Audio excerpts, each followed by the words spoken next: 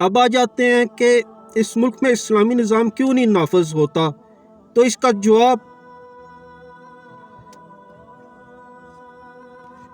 جواب ڈھونڈنے کے لیے ہم نام نہاد آزادی پاکستان کے ٹائم پہ جاتے ہیں، جب پاکستان آزاد ہوا تھا جس دن، اس ٹائم پہ جاتے ہیں، اس تاریخ میں واپس جاتے ہیں، ٹھیک ہے، ریورس میں، ٹھیک ہے، چلے گئے ہم ریورس۔ جب انڈیا نے کشمیر پر قبضہ کر لیا تو قائد اعظم نے اس ٹائم کے فوج کے سپہ سالار کو آرڈر دیا کہ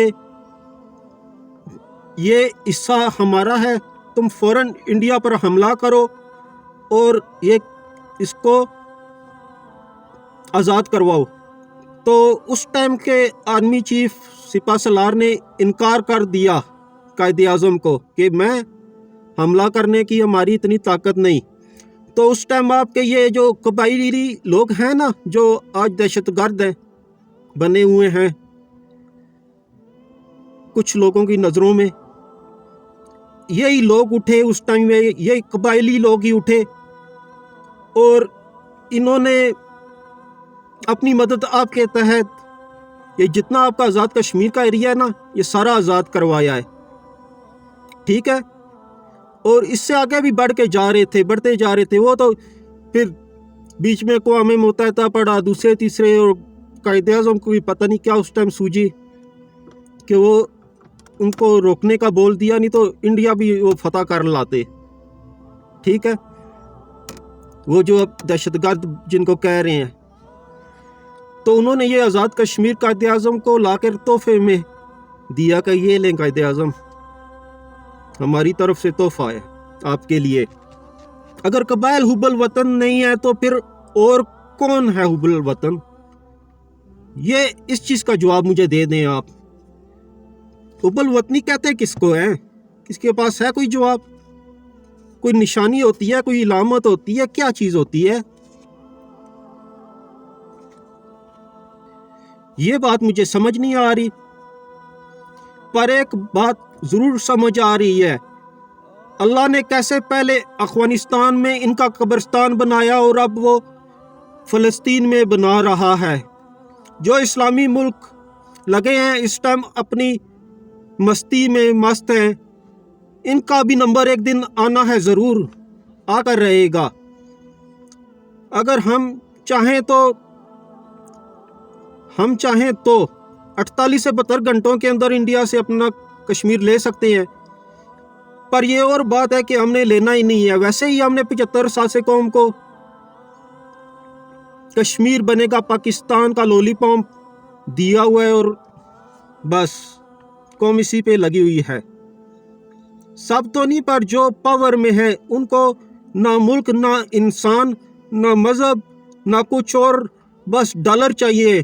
یہاں سب کو ڈالر چاہیے، مجھے بھی ڈالر چاہیے، اسے بھی ڈالر چاہیے، اسے بھی ڈالر چاہیے۔ ایمان غیرت گئی باڑ میں، کسی کو کسی چیز کی نہیں پرواہ، بس مال آنا چاہیے، جائز طریقے سے ہو ناجائز طریقے سے ہو، بس مال آنا چاہیے۔ اللہ اکبر۔ پر یہ نہیں تو اللہ تعالیٰ کی ذات کسی اور سے یہ کام لے لے گی، پر اس ٹائم کیا ہوگا ان کا سوچا ہے کبھی ہم لوگوں نے؟ کیا بچ پائیں گے اللہ کے عذاب سے؟ یا بچ سکتے ہیں؟ چلیں آج پاور میں ہیں، کچھ بھی کر سکتے ہیں۔